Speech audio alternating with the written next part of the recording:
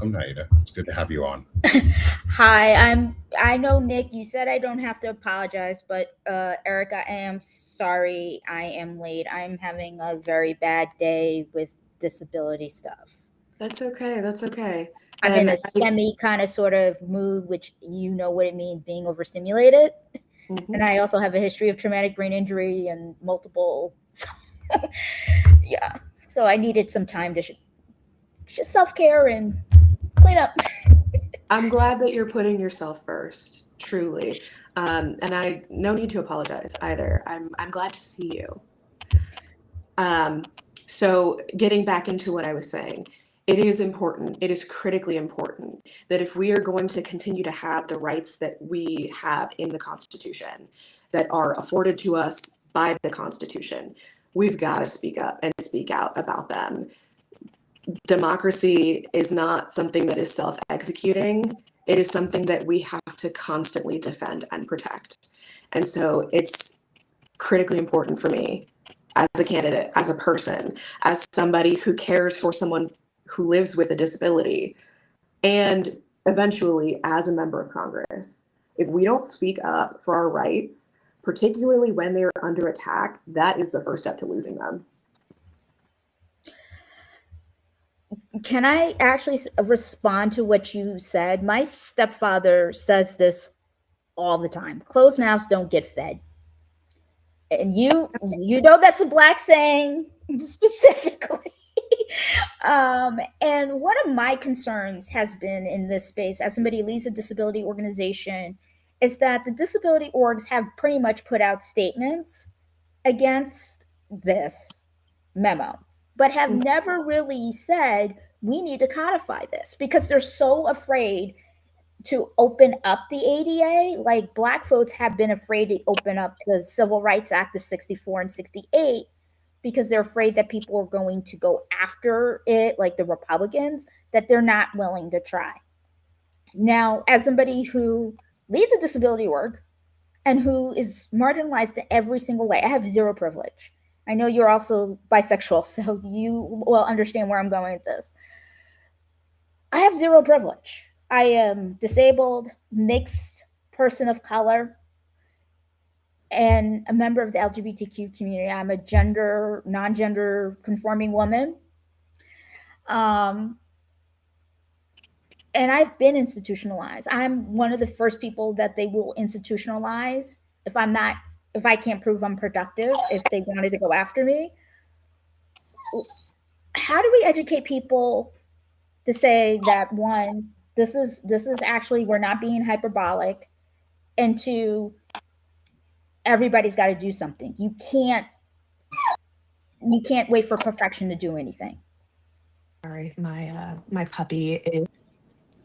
I love hearing the puppy in the background. It's I'm normally surrounded by three of them, so you get dogs and kids when you come to see me. Yeah, we've just got the dogs here, no kids, but I support it. And yeah, it's, it is a very touchy thing to think about. Like, okay, we don't want to open up what could be a can of worms, but at the same time, we've seen time and again that that is exactly where this regime is going. They're going after the right to vote. They're going after people in the disability community. They're going after immigrants. They're going after members of the LGBTQ plus community. And I don't think it is wrong to say that if we are not standing up collectively, all of us together, that there are too many individual groups of people for this regime to go in and try to pick off one by one. And I don't say that with any kind of negativity. I say that in the sense that we've already seen this regime go after the trans community and more broadly members of the LGBTQ plus community. We've seen how they have attacked people of color as far as voting rights. If we don't codify and protect the ability to be who we are at the end of the day, I think we run the risk of losing the ability to live as we are and in the communities that we live. Oh, we lost you there for a sec, or you froze there just at the end. Am I frozen? I don't know. I don't think it's us. Erica, I think you froze there for just a moment. Um, My apologies. no, you're all right. The internet does internet things. Um, I try and say this all the time to myself is I try and not apologize anymore for things that I can't control. And internet we can't control. But we can control how we're doing things here. And I think that's an important part is the like speak out now or Yeah. forever hold your peace. Like speak out now or it's too late. Like it is this is one of those things where you have to say it and you have to do it over and over again and you have Hmm. to never let it go. And the timing doesn't matter. There's no timing, there's no right timing to speak. It's you speak now and you speak loudly and forcefully. um, and I wanted to ask because I'm not here discussing this issue just with folks who would align on the Democratic or progressive side of the aisle or Hmm. liberals or any on that side. I'm focused on everyone. I'm Yeah. coming to anyone who will listen. I'm talking to people with a baseline of humans have value and humans have dignity. We're not discussing that. Like Yeah. basic human rights should not be up for debate at all. And if you think they are, well, you're wrong. Um, would you be willing to work with those in the Republican Party, independents, libertarians, democratic socialists, Democrats, independents? Would you be willing to work with other people across all of the political spectrum to get this done? Yes, but with a caveat to that. So I will That's say that fair. I am willing to work with anyone. Full stop. However, if somebody wants to undercut what we're doing, if somebody is coming at this without the best interests of the people in mind, if they are, wanting to work with us, but then doing things that undermine the goal of lifting up all of us, that's when I start to have a problem. Amen. Go right there. that So was that yeah, was such a perfect answer. That was such an amazing Just answer. kidding. Thank you. amen. Go right there. So I got that from old school black lesbian. Her name is Mother Kennedy. She's no longer with us. She's an ancestor now, and she would say that I've been in progressive churches and conservative spaces, and so, but that's something I live true to my heart. If it's true, it's true. And what I'm noticing when you're saying that is people are not necessarily doing it for the right reasons, and I'm noticing that people in Congress aren't necessarily speaking out, and I have some, unfortunately, or fortunately, however those are going to see it, I have some um, emails to send and say, hey, Stephen Miller is, according to this, what are you going to do about it? Because I have contacts on Capitol Hill because of the work I do. I am also, Erica, I've told you this. Erica and I have also done a live stream. So if you want to watch that live stream, it's on Nothing About Us Without Us. And I'll make sure we link it at the end of in the post show notes too to this one, so you can go back and find it. So Thank you. I also serve in local government. I serve as a member of my city's disability commission advisory board. I'm the secretary. And so for me, I'm putting on my governmental hat now, not my activism hat. This is dangerous for local governments that are going to Yeah. get caught in the crossfire that own hospitals. My city actually owns a hospital. Mm. Yeah, we have it's called Cambridge Health Alliance, and we have hospitals throughout like the local cities in Cambridge and in Somerville and some other cities. It's dangerous. Cambridge is not going to want to be down with this. I know it. Yeah. That's why they call the People's Republic of Cambridge. That's why I live here, even though I don't totally agree with their politics, because humanity's not up for debate. How Hmm. do we encourage local government to stand up to this administration, local and county government and state governments to stand up to this administration, even if they have similar laws on the books? Because people are saying, oh, you should contact your state people. There's 50 states. Some states have it on the books, some don't. The states that don't, some of them were part of the 504 lawsuits or have been. So Hmm. or are currently. So what is your thoughts like on how to move forward with this? So I have a few thoughts.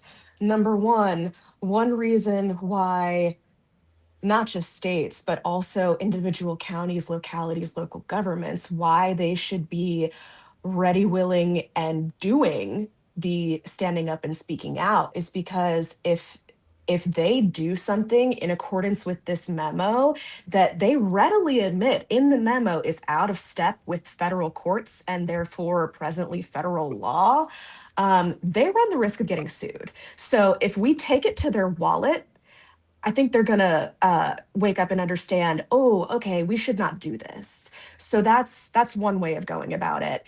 Another way that's also discussed in the memo is that there can be administrative actions against the department should they put into place any final rule that essentially codifies what they have in the memo. So there can be also the not just if there's a public notice and comment period, which is arguably required for when there is a change in rules, but also, even if there's not, there can be lawsuits under a certain provision of the United States Code against what is in this memo. But knowing that there will be challenges to it, I mean, they readily admit that there's going to be litigation to come out of it. But I think it's really, we need to hammer the point that even if this becomes the new law, compliance with it in the face or flying in the face of what is medically acceptable, it's going to open them up to lawsuits left and right. Can I ask Nick, do you mind if I ask a follow-up question? Oh, please go ahead. So are you talking about the Administrative Procedures Act that it's Yes. going to fly in the face of? And this is the issue that I think pisses me off the most, is that there are already DOJ regulations that were passed under the Biden administration that literally codified the homestead into rules. And there was a lawsuit to declare, giving people some history here, 504 unconstitutional because of the preamble around gender dysphoria. And they said, fine, we wouldn't. We're not going to enforce that part of the preamble. Most of the states dropped out. 8 states said we're these these regulations are not in the spirit of Olmstead. Texas is the lead plaintiff on it. And then there was political pressure from people in those states. These were all red states. Their AGs got called out, and one by one, some of them have dropped out. I don't remember all of them, but if you look it up, you can do that. And this memo, FYI, even though Stephen Miller played a role in it, this gives HHS cover to say that they're not going to enforce these um, these regs, right? This is the memo, and I say this all the time. Memo is not law, but it's about enforcement. So, Hmm. how do we explain that to people that memos help with enforcement? Because without a federal government to enforce laws, it's like the Voting Rights Act. It still exists. It's still technically federal law, but it's a dead letter because you undercut two of the legs. Yeah. And this is the challenging part because unless you really get into the weeds of it, trying to explain how the memo works in context of not just federal and state law being like kind of parallel to each other, but then we also have administrative procedures and federal regulations, and the regulations that apply, they come from each individual agency. And we have in their memos essentially what they're going to do and not do. Um, I think it's telling that this memo kind of gives us an indication as to where they're going to go. So I view it as kind of like a roadmap, and it's a roadmap that the end goal of the roadmap is to undermine the rights and protections of people within the disability community. And so this is almost like forecasting what is later to come should they have the chance to do it. One follow up question that I wanted to ask you, Naida, about the Texas lead plaintiff in that lawsuit.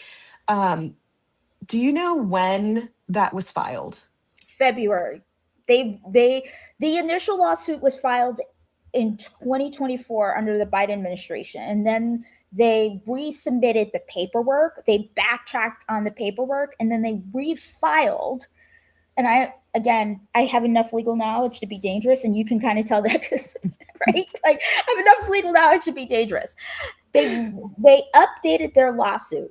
And I don't know what the Okay. paper's called. I don't remember what it's called, but it was in February. I didn't write a piece on it, but our legal and policy lead at the time wrote a statement on it. I also wrote a similar statement, and and and so that was in February. I could, Erica, if you want, I can email you, Sure. or Nick can email you. One of Nick, I will send you the stuff so you have all the timeline around the 504 lawsuit, and then you can send it to Erica, because Okay, I think it's perfect. important for people to understand there's a lot of overlapping things happening at the same time.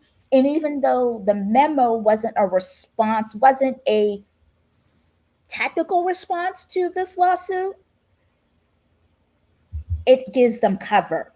Hmm. And it's not just our states. I have to keep reminding people we have territories, Hmm. colonies. Technically, if we call a thing, we have a three-tier citizenship system in this country. We have states that you have full representation.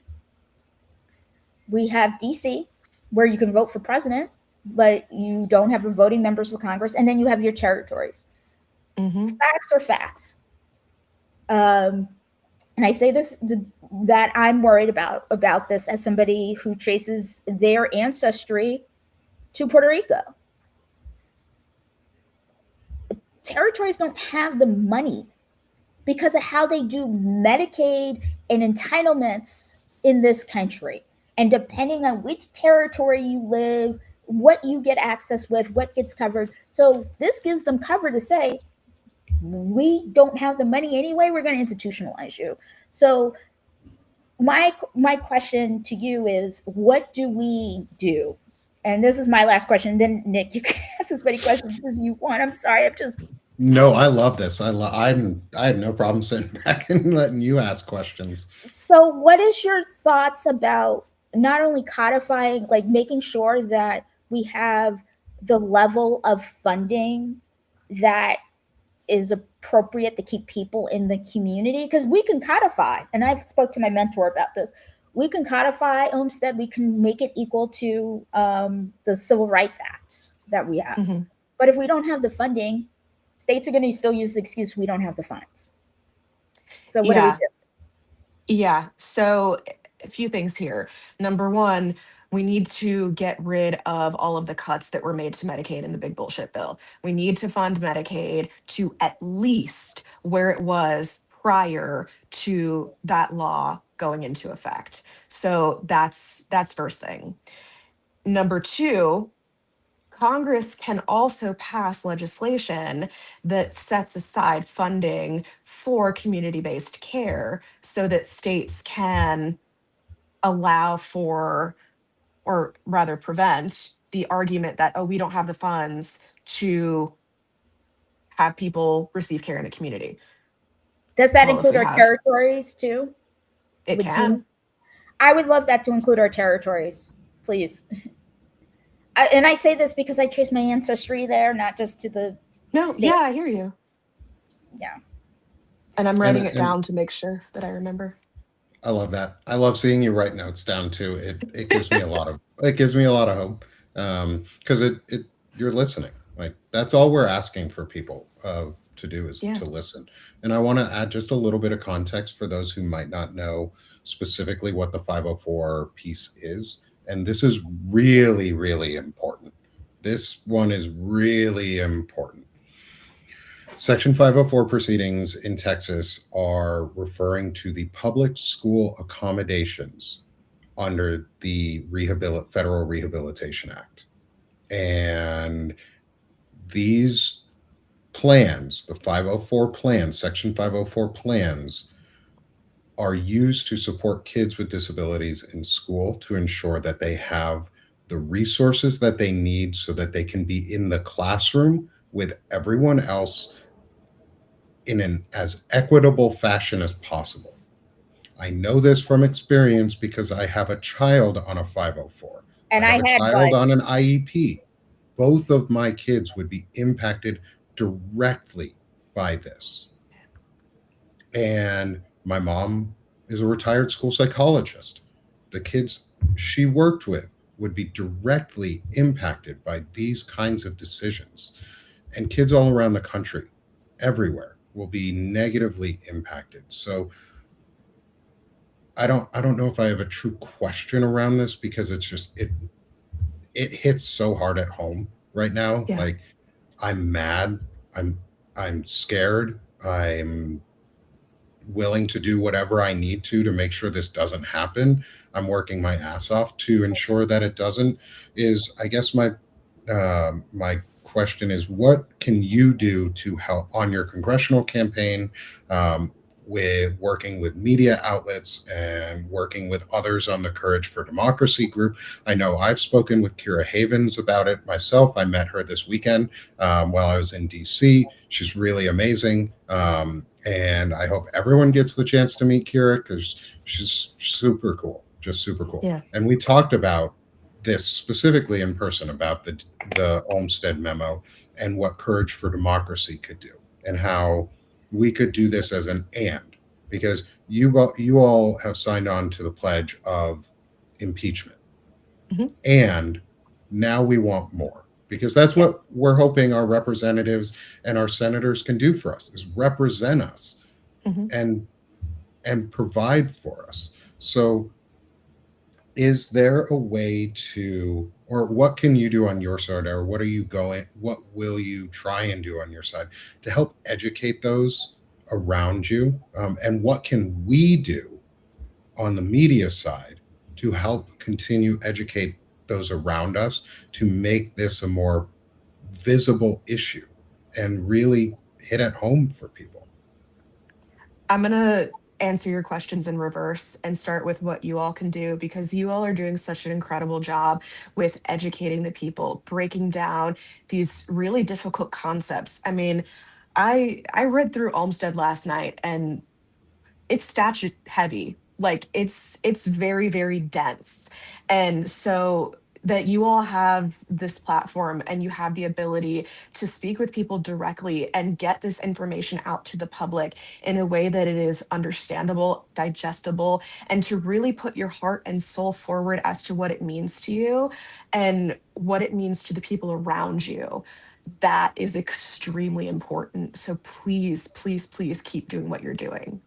As far as on my end, in addition to speaking out about the issues, in addition to helping further the kind of educational knowledge about not just like helping to break down the legal concepts with my own legal background, but also kind of seeing things the way I see it, making the connections as I do, and forecasting through what they're saying. Okay, this is where they're going. Here's what we can do to put a roadblock in the way.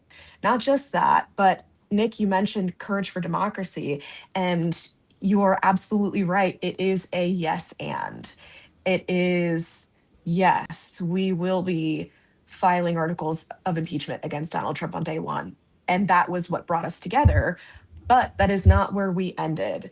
And we came together, and Kira was instrumental in this. She and Sarah Fight, who she is the co executive director of Citizens Impeachment, they created this policy index that showed like all of the overlapping areas that all of the courage candidates had, and where there is a certain percentage of courage candidates that agree on certain policies, those will become the policies that we advocate for in Congress. So in Congress, we will work together as a unit, as a voting bloc to get these big issues, these big policies that are pro people and put people over profits, get those issues across the line over from the House to the Senate. And so this can be something that we advocate for as a unit. It can be something that each of us advocates for individually, through our own channels. And ultimately, to have these kinds of conversations like this, where we're coming together and deciding and looking at what it is that we can do to further the good for the people. Erica, I'm sorry, I'm a little emotional.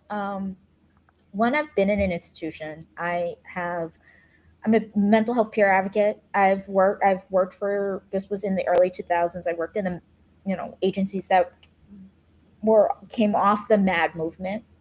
This is before peer support was professionalized, and Mhm. I've been institutionalized. I have had mental health diagnosis since I was a little kid. And so, Nick, I got really excited when you were talking about 504 and IEP because I had both, for different reasons. And I'm really upset, Yeah. tired of arguing with people and begging, can you please just be human? Mhm. Right? Humanity isn't up for debate. And I keep getting heartbroken every single time I reach out to people in different spaces. And finally, you and Jasmine Thomas, who's also a courage candidate, she is running for you. You know Senate Jasmine, in Senate. Oklahoma. Yep. Yeah, she's the front runner. I'm sitting down with her on Monday. I'm sorry, I'm crying, and I'm not. No, you're fine. I'm You not crying, upset. I'm not apologizing for crying, but I'm more apologizing because I'm STEMmy and I'm just like trying to keep it together. I can't today. Um, you're okay. You cry, I cry. That's where we're going. and so I'm sitting down with her because she has a son who is on the autism spectrum. And the fact that you, why does it always have to take people who are directly impacted by this to do something? That is my question. Why can't people just be human? Yeah. I know it's Yeah. a nebulous question I'm asking. I know you don't have the answer, but I'm just, I can give you my thoughts on it though. And I'm happy to share. I think we are in a time where there is so much of a lack of empathy. And I think a lot of that stems from who is in office at the highest level. We all know that he is a narcissist, and we all know that narcissists lack empathy.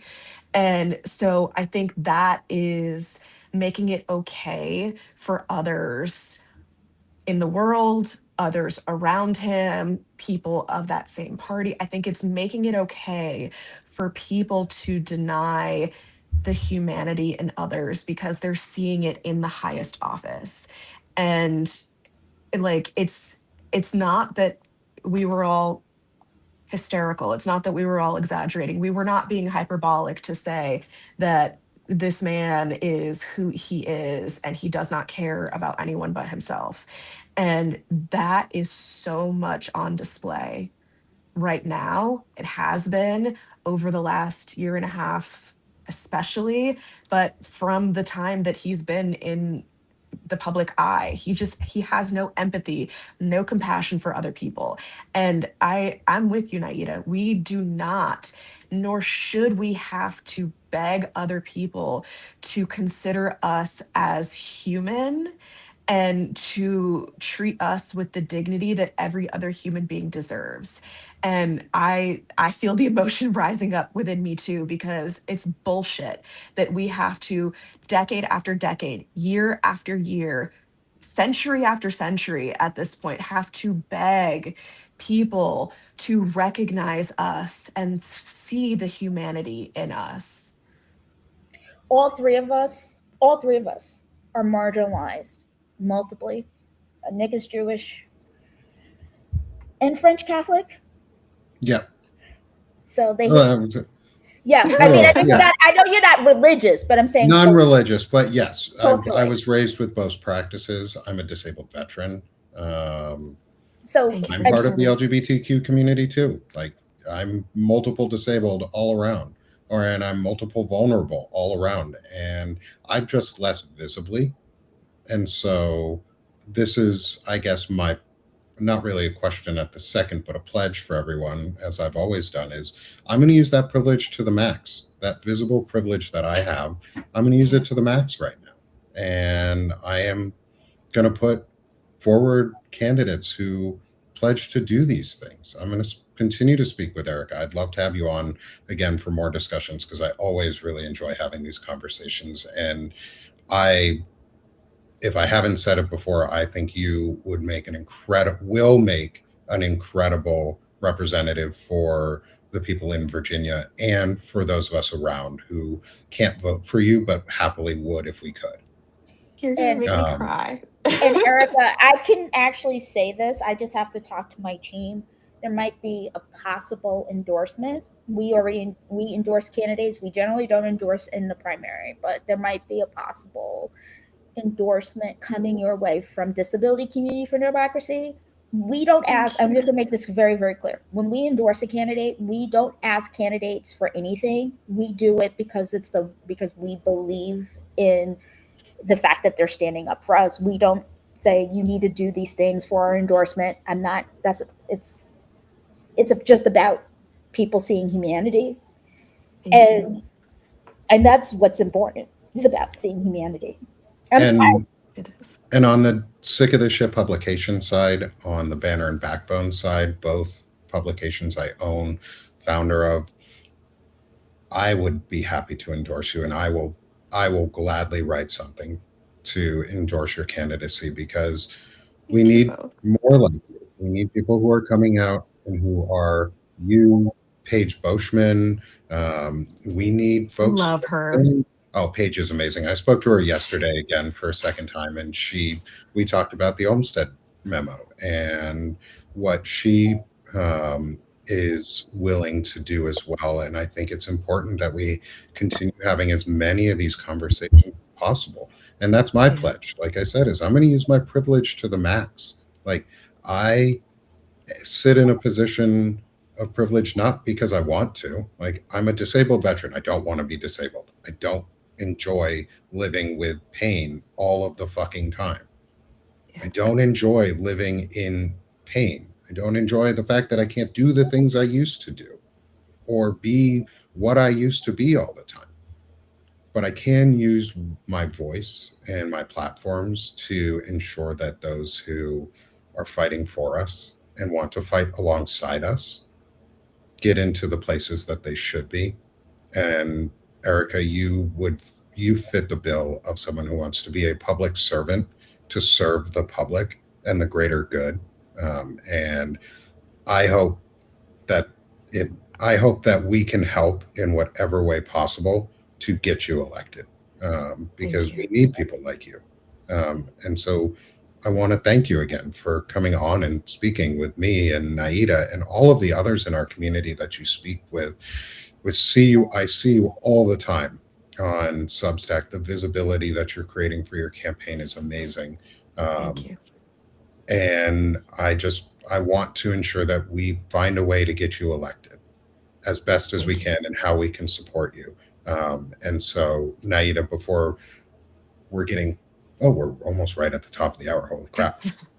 Before we let Erica have the floor again here for final promotions for herself and be able to tell people where they can find her, is do you have any final questions or any final comments for? I have one question and one thought. My final question for you: we want you to win, obviously, but if you don't, I hate asking this question because I I really think I know want where you you're to going with know this. what are you going to do to make sure that um, this doesn't happen? Are you going to That be the fight willing? doesn't end?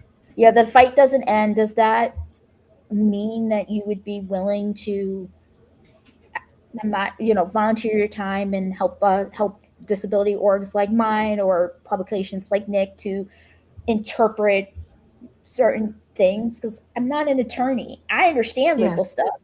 Would you be willing to help us with that? Yeah. And I'm glad that you asked this question. We've gotten it a lot lately. And while I can't pinpoint specifically what it is that I'll do, if in the event, because there are 7 candidates in my primary, so there is a likelihood that I don't come away with a nomination. um, and people have asked us, what are you going to do, what are you going to do? I don't know what I'm going to do. I don't know what I'm going to do. But the one thing that I do know that I will do is I will continue to use my voice. And I've wanted to write more. Um, Writing is a way that I can just kind of let loose, and I can explain things in oftentimes a better way than speaking them orally. So, yes, whether it's writing for the disability community with your organization, Naida, whether Nick, it's writing with your pages, I would be honored to have an opportunity to write and to use my voice in written form to advocate for the people. I want to use my law degree for good. So I do have a statement. I'm going to stand up for a second. So I'm wearing this shirt that says Disability Excellence.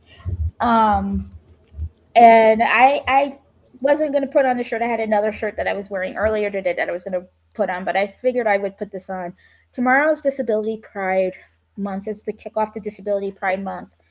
And I just want to say that thank you. Thank you so much for doing this. Thank you for being a real one. You know what that means. I said that to Nick as well. I had to explain it to Nick, but you know what I'm talking. And I just want to say, like, people don't understand that if they do this, if anybody, we have a history in this country of protest psychosis, right? We have a history of dryptomania. We have a history of eugenics. Hmm.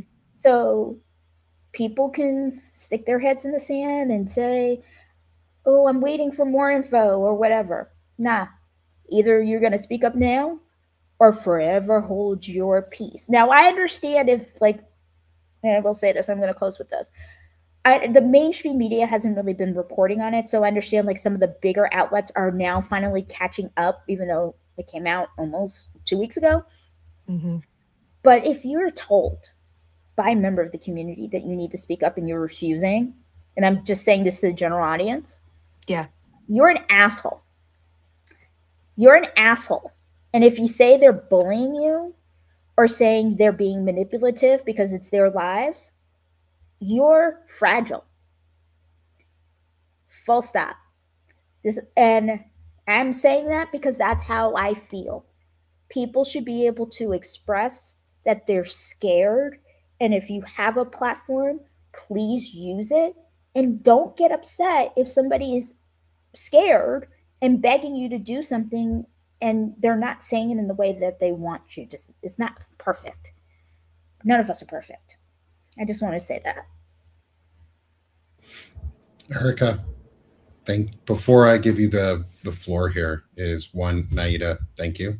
Thank you for your vulnerability and your friendship today and the back and forths that we have, the communication, the collaboration and just community we're building. Thank you for helping and teaching and being a part of that. Um, I have learned so much in the time that I've known you. And so thank you. Erica, I want to thank you too for your advocacy, for your care, for running for office and being a, a, a real person and caring and valuing us and seeing, not just hearing, but also seeing us, and seeing the impact that this will have and already is having on people. And thank you for speaking out. And that's the easiest thing people can do right now is speak out and speak up.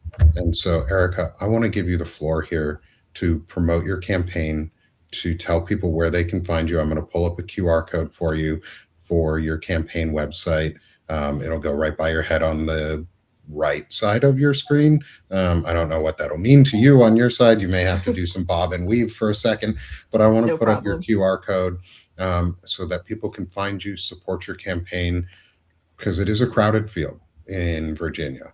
And Virginia is a really important state where all states are important. All congressional races are important. And this one is really important because we have a chance to have someone like Erica represent people because she's just like us. And so, with that, hopefully, nice closing statement for you from my side is thank you so much again for speaking with us. Thank you for coming on with me. I really appreciate it. I appreciate you coming out and just talking to regular folks like us and the new media sphere that's trying to come about. So, the floor is yours, Erica, and take all the time you need or want to promote your campaign. Well, thank you, Nick, so much. And thank you, Naida, both for having me. It is always a pleasure to get to speak with each of you independently. Both of you together is even better. So I really, really appreciate it. And Nick, anytime you want to have another talk, Naida, you as well, anytime y'all want to talk, I will make it happen. And Nick, to your point, this is a really important race here in Virginia because while 2 years ago, this was an R plus 13 district, that has now changed to the point where it is an R plus 0.5. A Democrat has not represented this seat since the late 70s. And we truly have a chance, not just to flip this seat, but to put somebody in this seat who cares about the people, somebody who has the most extensive progressive platform in the field, somebody who is just a normal everyday person that wants more and better for the people of her community and the country at large. That is why I'm running. So I would really, really appreciate if you check out my website because I believe in access and accountability and transparency being the first step to accountability. All of our priority platforms are listed on my website in A to Z, not necessarily 1, 2, 3 order. So I encourage you to check that out if you're interested in learning more about my campaign. You can also learn a little bit more about me on there. And you can find all of the links to my socials. You can find me on Facebook, YouTube, Substack, Instagram, Upscrolled, Threads, so many of them at EK, the number 4VA. And on Blue Sky, you can find me at ericacop.com, which is also my website, ericacop.com. And if there is something on my website that you don't see that you're interested in learning my position on, reach out to me. We've got our email right on our website. We've got our campaign phone number that goes straight to my campaign manager's cell phone number listed on our website. We are very accessible. It might take us a little bit of time to respond, but I promise you will get a response.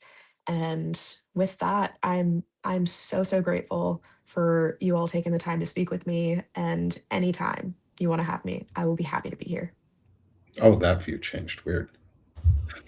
Let me hide that. That was not the view I wanted. Thank you so much, Erica. Thank you again for Thank you. coming on. Thank you for being such an open part of this conversation. Your vulnerability today, your words, your pledge to support and protect and enshrine our rights and freedoms so that they aren't trampled upon. And again, please, everyone, take a moment to go support Erica's campaign. Go to her webpage. Even clicks help. Getting visibility on web pages means also just clicking on them. Go to the webpage, click on her links, click on her positions, learn more about what Erica is doing and what she's promoting. Because, like I said earlier, and towards the end, or well, towards the end here, is I would love to support your campaign as best I can. And the Sick of the Shit publications stamp of approval, seal of approval is hard press on there. Thank you. Banner and Backbone, we support you. My communities, I think I could say this for my communities, is we will be out there supporting you and all the work that you're doing and your run. So thank you so much, Erica, for being with us. Naida, thank you again. I know you're tired. I know we both had a long day. Go rest. I'm going to go take the time with my family for the night. Do you want to do how people can find us? Oh yeah, I guess I should do our socials too, so that Yeah. people can find us also. Let me pull up Naida. I'll start with yours here, my friend. Hi everyone, I am the CEO and founder and in an F&D flair of Disability Community for Democracy. I have to have humor around my disability because if I don't, my mind will explode. Disability culture, disability politics. That's what Nothing About Us does. If you subscribe today in the last few hours, you will be able to help me stay on the rising and culture leaderboard. I know it sounds silly to some people. It's like, is it a big deal? It's a big deal to me because I've been fighting for disability representation for its own category. And this is the third day in a row. So even if you can't afford to do the annual subscription, even though it's a 20% discount, if you can do $5 a month, that'd be great. If you can't do that, please share articles. There is an article out today because it's Men's Mental Health Awareness Month on men's mental health. I did not want men's mental health to get lost in all of this. So it is out today. Nick, I will send you the link to that so people can read it because, again, Olmsted will put people of color in institutions. I worked in those institutions. They're not great institutions to be in. Thanks. Thanks, Naida. And I will absolutely take a read through, and I'll probably end up cross-posting the article because I like doing that. It's a great way for those who are able to is cross-post articles on your platform, on your Substack. It's different than just sharing and restacking. It's where you as the publisher cross-post it into your publication and directly to your subscribers, where it direct links back to the original poster. And so it's a great way to feed traffic and feed views and visibility to those who are in your subscriber base. And it doesn't matter if your subscriber base is 1 or 5 million. Every single voice and every single set of eyes and every single person who can see, read, or hear it is important. And I recommend everybody go subscribe to Naida's Substack, personal Substack, and the Disability Community for Democracy Substacks. They both lead to the Nothing About Us for Without Us. And please, please, please go support. And then I'll use final moments here is come support me at Sick of the Shit Publications. My platform is focused on disability, chronic illness, men's mental health and physical health and well-being, and making ourselves better and a better humaning discussion and better humaning in general.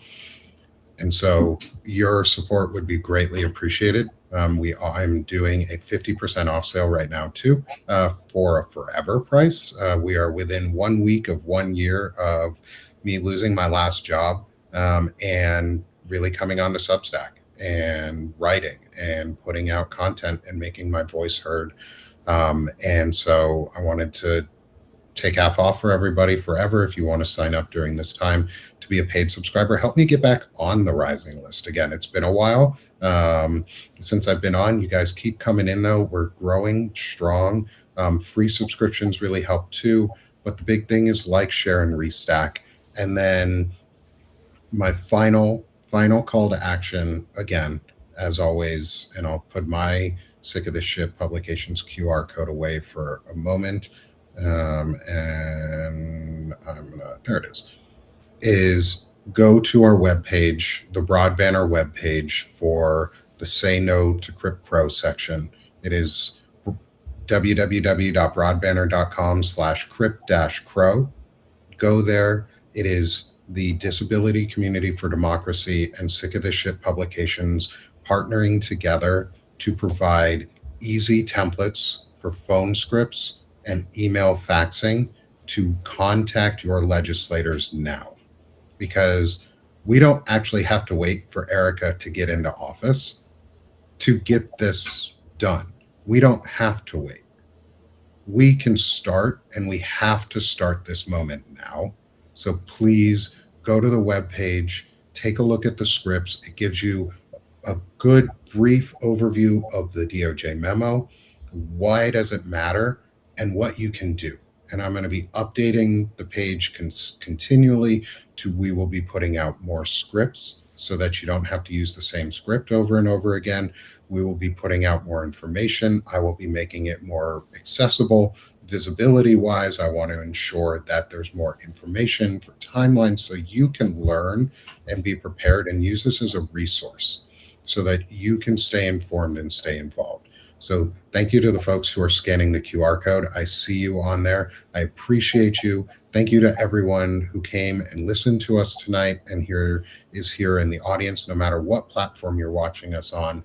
I will also ensure that all of our links, Erica's link for her candidacy, the Broad Banner links, and everything else is in the post-show notes from the recording for tonight, so you can all have them, forward them on, put them out there. And if you want to watch or check out what's upcoming on Sick of This Shit Publications, Banner and Backbone, and others, is go to our new broadbanner.com/calendar, and you'll see our community and network calendar out there too. So Erica, thank you so much for being a part of our discussion. Naida, thank you so much for your friendship and the support. And for everyone watching, we'll be back. We'll be back again soon. We might not be back again next week. We're still unofficial on this.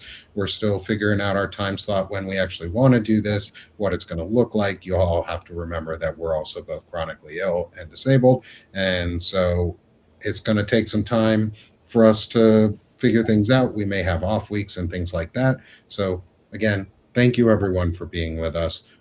And like I love to say at the end of all my shows, is we're done being sick of this shit. So now we're doing this shit. Thanks, everyone. Good night and Yes. happy Pride, Erica. Happy Pride, happy Disability Pride Month, and happy Men's Mental Health Month.